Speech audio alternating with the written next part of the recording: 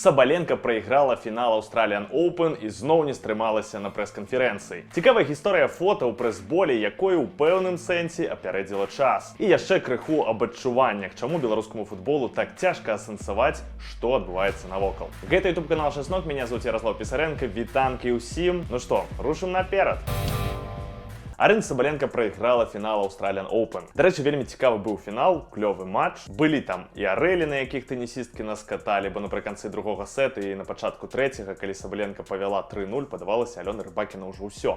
Але не, казахстанская тэнісістка сабралася і забрала фінал. Таксама яна забрала дадатковыя амаль $1,5 мільёны прызавых і званне палкі, якая страляе крыху часцей, чым раз на год. Гэта, канешне, адсылка да фінала выніковага турніра. Памятаем, так?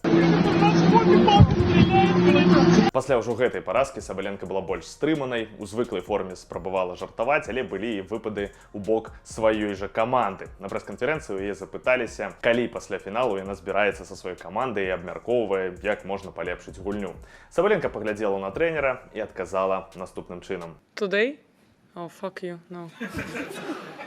Даведаліся мы нешта новае пра Сабаленку? Думаю, не. Ну так стасуецца тэнісістка з людзьмі. Вось я паглядзеў, што на гэты конт пішуць у каментарах уже чарговы раз. Сабаленка гопота в самом хреновом проявлении. Ее команда терпит только из-за больших денег. Но когда-то сорвется кто-нибудь. Да уж, давненько не было таких отталкивающих персонажей в теннисе. Ей бы с Винисиусом подружиться. Можно вывести Сабаленко из колхоза, а Винисиуса из фавел, но колхоз и фавелы из них нет. На то, как дымится трактор после очередного провала в финале, можно смотреть вечно. А по-моему, она просто зазнавшаяся хамка, и причем давно, которая неуважительно относится не только к своим тренерам, но и к тем, кому она проигрывает на корте. Неприятная особа. Сабаленко может навесить бриллианты на все места, но уровень культуры как был ниже плинтуса, таким и остается по сей день. И вот этот колхоз рекламирует Гуччи. Карцей, расце популярность Сабаленки, павялічваецца колькасць людей, якія яе абмяркоўваюць, але растуць не толькі заўзятары, але і хейтары. То бок у Сабаленкі ёсць і палітычны вайб, праз які пэўна частка людзей не ўспрымае яе. Але окей, хтосьці можа наадварот думае, што гэта круто. Напэўна, такія таксама ёсць. Але і без палітыкі тут шмат іншых момантаў. І паводзіны, хтосьці скажа, што гэта проста моцная жанчына, якая можа дазволіць сабе так размаўляць, а хтосьці назаве гэта проста колхозам. Канешне, такія спартсмены былі заўсёды, за імі цікава назіраць. Гэта як у кіно, адмоўныя персанажы вельмі часта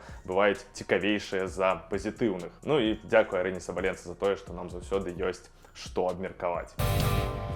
А далей вельмі цікавая гісторыя, якую прачытаў на рэсурсе Трибуна Бай, крышачку рэтра. Гісторыя вось гэтага фота, якое з'явілася на старонцы прэс-бола ў 98 годзе. Падпісана фота, сямейны партрэт в рэдакцыйным інтэр'ере. Нічога вам гэта фота не нагадвае? Праз 18 гадоў у інтэрнэце з'явіцца гэты мем, які стане суперпапулярным. Што за гісторыя фота і хто ўвогуле на ім? Ну, я пра непаўторны арыгінал ад прэс-бола, канешне. У 98 годзе прэс-бол задумаў серыю даволі шчырых інтэрв'ю з такімі ж фоткамі. Газета ладзіла конкурс «Міс Спорт Беларусі». Тыя тэксты і фотасесіі сапраўды бачыліся ў пэўным сэнсе прарыўнымі. І вернемся да дзяўчыны, якая была на тым самым фота. Яна пераможца таго самага конкурсу «Міс Спорт Беларусі» Марына Братцінкова. У тыя часы яна была брамнікам зборнай Беларусі па гандболе. На клубным узроўні Марына гуляла ў Германіі і ў інтэрв'ю паведамляла, што пазбавілася шмат якіх комплексаў уласцівых савецкім людзям. Такі секс-эдюкейшн з 90-х. Яна казала, што умее, цытата, увлечь мужчину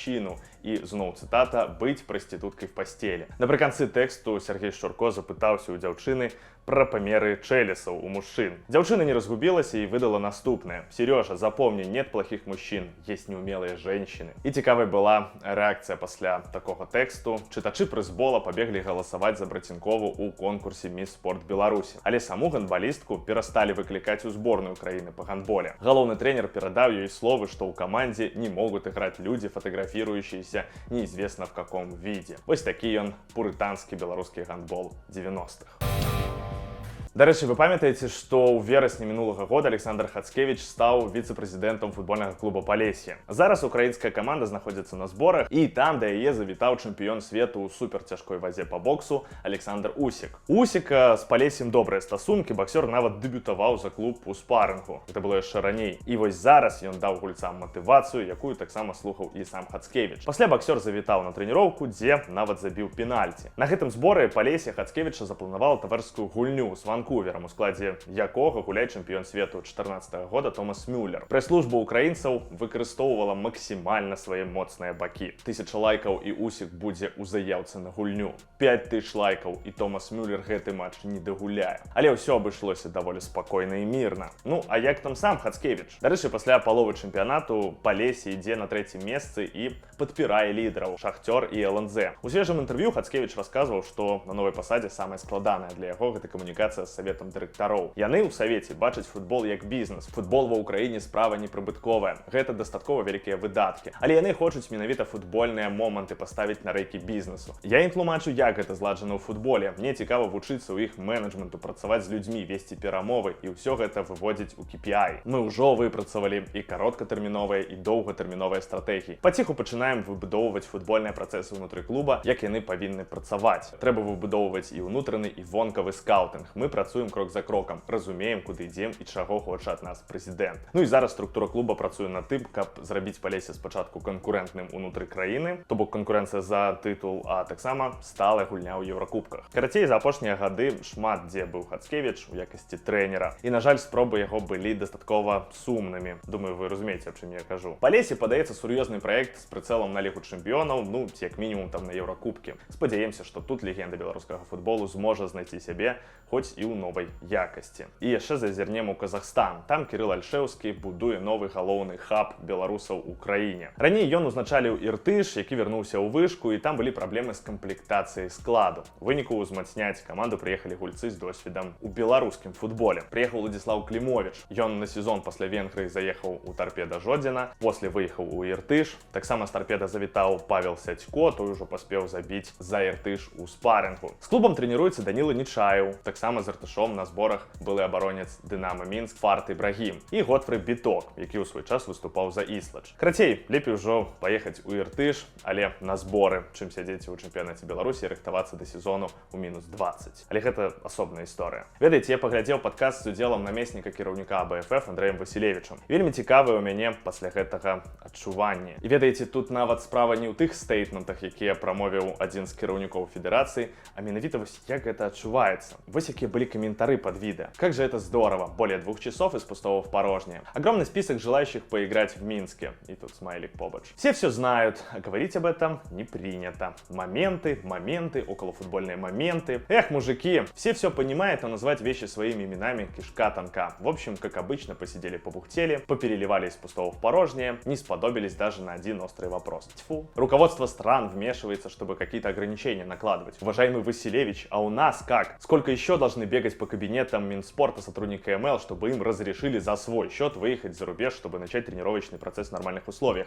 Интересно, в УЕФА знают о наших нюансиках? Карацей, ведаеце, я думаю, было б цікава поставить такі один цікавы эксперимент. Узяць чалавека, які быў у коме апошнія год 5, а лепей яшчэ 6, і вось ён выйшаў з комы і пачаў слухаць падкаст. Ведаеце, там абмяркоўваецца шмат пытанняў, нейкіх маленькіх праблем, але ў цябе ёсць поўнае адчуванне, што гэта не асобная нейкая праблема, просто нейкая одна вялікая праблема. Не ў студыі толькі вось слона не хапіла. А калі ў Беларусі вось магчыма будзе правесці міжнародныя футбольныя матчы, вось апытваюцца. І адказ. Ну, там размаўляем, але не ўсё так прост. Усе даўно гатовыя, але ж вы ведаеце, не ўсё так проста. Я тут насамрэч разумею нават і вядоўцаў гэтага падкаста і госця. Ну, то бок ты ж не можаш сказаць, што у нас тут праблема з-за таго, што вось у нас самалёт пасадзілі, каб свайго там агента адтуль не забраць, і каб ён пасля яшчэ сваё шоу на СТБ вёў. Ну, гэта ж немагчыма, правильно? Ну, то бок, а калі ты не можаш просто нармальна адказаць на пытанне дастаткова шчыра, вось атрымліваецца гэта пераліванне з пустога ў парожняе. І там адныя пытаюцца, калі ўсё будзе як раней, а іншы адказвае, ну,